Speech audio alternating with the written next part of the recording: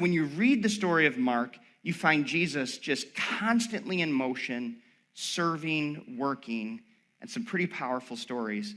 And it's hard to read the book of Mark without feeling exhausted, because Mark reveals a Jesus who was just immediately going from one place to the next and serving.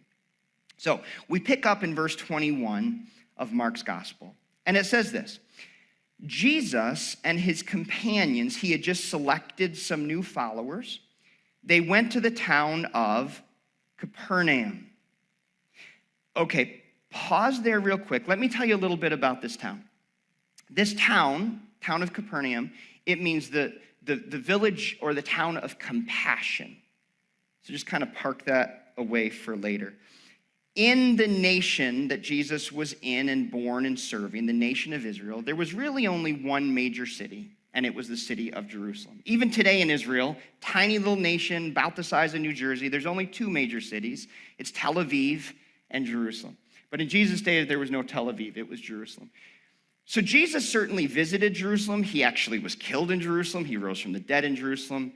But Jesus, for 33 years, spent the majority of his life and his time out of the city in very small towns and rural villages. So this is ironic because Jesus came to launch a global movement, a movement of people who had been forgiven and were now following him. Any strategist would have told Jesus, if you're going to launch a global movement, you do that by going into the population centers of that nation. And yet Jesus instead went to the small fishing villages and towns of his day, hand-selected these rural rednecks to be his followers, almost primarily, and did most of his teaching and his ministry in these small towns. So let me put that in today's terms. If Jesus were to come today and come to New York State, where would he have spent most of his time? Not necessarily in New York City. He probably would have been hanging out in Greene and Cincinnati and Bainbridge and towns like that. That's where Jesus did his best work.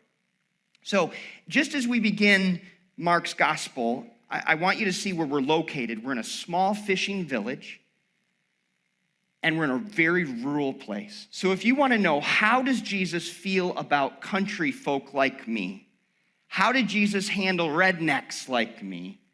You're going to see today how he treated country folks. So, verse 21, when the Sabbath day came, he went into the synagogue and began to teach.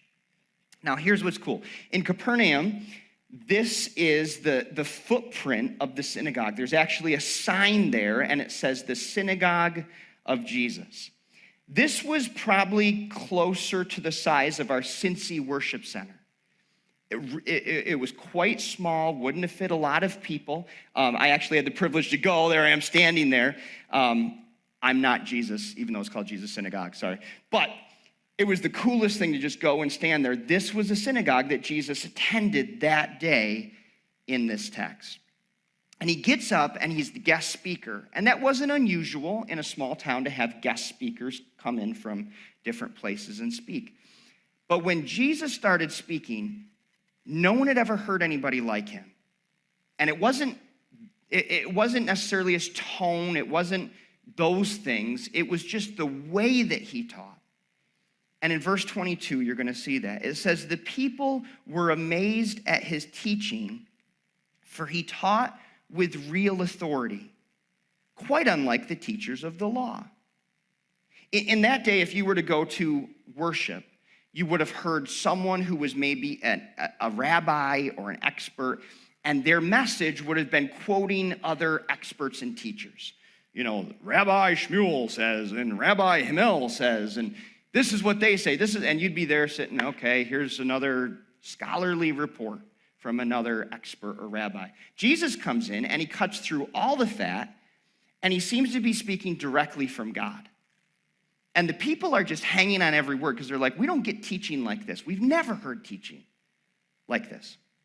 Okay, and then it just gets weird. You ever gone to church and something weird happens? If you haven't, then you may be that weird and you don't know it. No, I'm kidding. So there's things that might happen during worship gatherings. We've had weird things happen during worship gatherings. I mean, we've had medical incidents happen. We've had outbursts happen. People that had to be escorted out. We've had, during a Christmas Eve gathering before my time, I heard a girl's hair caught on fire from the candle. It was all good, but her hair didn't look the same after. So we've had weird moments here, but this was next level. Look at verse 23. Suddenly a man in the synagogue who was possessed by an evil spirit. Okay, now in that day, you wouldn't have really known what was going on. Probably this guy was just considered to be a mental case. He was kind of off the wall, whatever. But in this day, something weird happens during worship. He cries out, "Why are you interfering with," what's the word that he uses there? With us, Jesus of Nazareth. "Have you come to destroy us? I know who you are, the Holy One of God." Okay, someone gets up during worship and they start speaking in a creepy voice and they start calling themselves by a plural, and everyone else is going to be like, okay, this is weird, this is odd. Now, we know from what Mark wrote that this guy isn't the one talking. It's an evil spirit or a demon who's using his voice box to communicate, and that can freak people out. But then again, if you've watched The Exorcist, you already know this happens, right? So this stuff is actually quite popular now with movies and thoughts, the idea of demon possession. So before I talk for a moment about demons, let me just explain, when he accused Jesus of being Jesus of Nazareth, the reason that was kind of a slur on Jesus is because Nazareth was the backwater town in Israel. So people that were kind of raised in Nazareth, they were so backwater and isolated that they even spoke with a lisp, and everyone kind of knew, oh, there's someone from Nazareth, right? And so Jesus, ironically, was a small town guy who was raised in the most backwater place in Israel. People would say frequently, can anything good come out of Nazareth? And the assumed answer was no. And more than likely, Jesus even had the Nazareth lisp. And so the demon accuses him, like, who are you? You're a nobody. But he's freaked out. The demon's freaked out because he knows that Jesus has power that's greater than him. So what is a demon? Where they come from? Demons are simply angels. Okay, so don't get all freaked. Demons are angels. They're just angels who chose not to follow God, but to follow Satan. Who was Satan? Well, he was an angel. He was the head angel who was responsible to guard the throne of God. And one day he didn't want to guard the throne. He wanted to sit on the throne. And does God share his throne? Not a chance. And so he kicked Satan out of heaven. And a third of the angels decided we're going to follow Lucifer, the chief angel, instead of God. So in our world, there's invisible angels all around us, and there's invisible dark angels or evil spirits all around us. And they can indwell. And so it gets kind of freaky there, and so today there's all this stuff about exorcism and all that. Let me demystify that for a moment. Jesus had the ability to do exorcisms, and he would do them very directly, and they were successful 100% of the time. The demon would come out of the person. Jesus gave his apostles the power to do the same thing and get demons out of people. But then you don't find that the rest of church history, the ability to pull demons out of people. So exorcism is no longer what is commanded or asked of us. What is asked of us is you run. No, I'm kidding. What is asked of us, rather than exorcism, is evangelism. You share Jesus with people, and once Jesus comes in, guess who can't stay in that person? Demons, they can't stay in the presence of Jesus because Jesus trumps them. He's more powerful than them. And so in the same way that Jesus walks in the synagogue and the demon in a minute is going to have to run, the same way today when people have this evil spirit or spirits, you share Jesus. When they receive Jesus, Jesus ejects the evil spirit. Okay, so just a little background there, but let's see what happens, verse 25. But Jesus reprimanded him. Be quiet. Now, notice he's not talking to the man. When he reprimands him, he's talking to the demon because he says, be quiet, come out of the man. And he ordered that to happen. At that, the evil spirit screamed, threw the man into a convulsion, and then came out of him. Could you imagine being in worship in Capernaum that day? I'm just wondering what the worship leader did. Like, all right, open in your hymn books for our closing song. Like, how do you transition out of that? It would have just been this wild, unforgettable morning of worship. This guest speaker comes in. He speaks in a way that no one's ever spoken before. He then kind of confronts this guy who's a mental case or whatever, and next thing you know, something leaves this guy flops on the ground and comes up and he's a different guy. Yeah, it would have been a day you wrote in your journal, like, I don't know what just happened in worship today. So, verse 27, amazement gripped the audience, and they began to discuss what had happened. I mean, they don't even wait to get home. They're just all like, did you just see that? Am I crazy? What sort of new teaching is this? They asked excitedly. It has such authority. Even evil spirits obey his orders. Now, lest you think of Jesus as just some weak, kind person, you need to know that Jesus was the strongest man who's ever lived. Not physically, but emotionally and spiritually. He had this authority. When he ordered something to happen, it happened.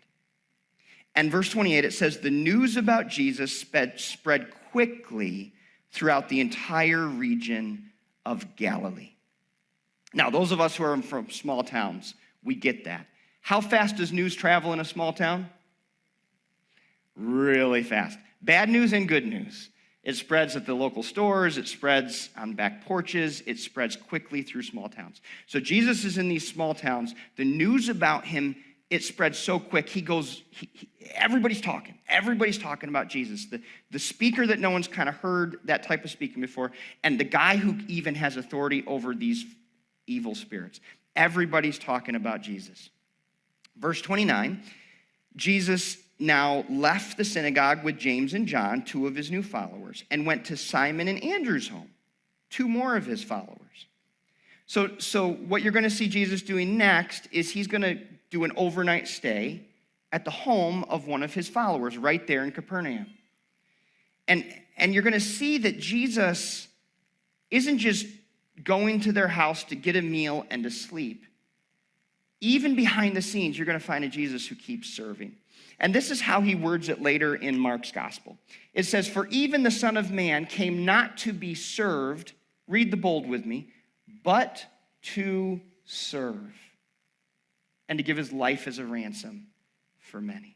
So look how he does that in verse 30. Now Simon's mother-in-law was sick in bed with a high fever.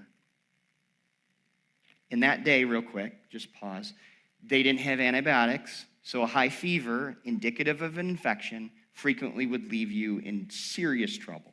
And so typically, you would be maimed or you'd be dead in a short time if you had a high fever. So this is a death sentence typically to have high fever, just so you understand how it worked in that day. But they told Jesus about her right away. So Jesus went to her bedside, took her by the hand, and helped her sit up. Then the fever left her, and she prepared a meal for them. Now listen, this is in Peter's home. This is Peter's mother-in-law. John Mark is Peter's student. So I can imagine Peter having shared this story with John Mark. Like, hey, Mark, when you go and write the story of Jesus, can you please include this? Because I didn't expect him to come to my home. And I really didn't expect him to bring my mother-in-law out of her bed. See, the Jesus you see in public who's helping people when everyone's watching is the same Jesus you see behind the scenes when the doors are closed and very few people are watching. He's still serving, he's still helping, he's still giving.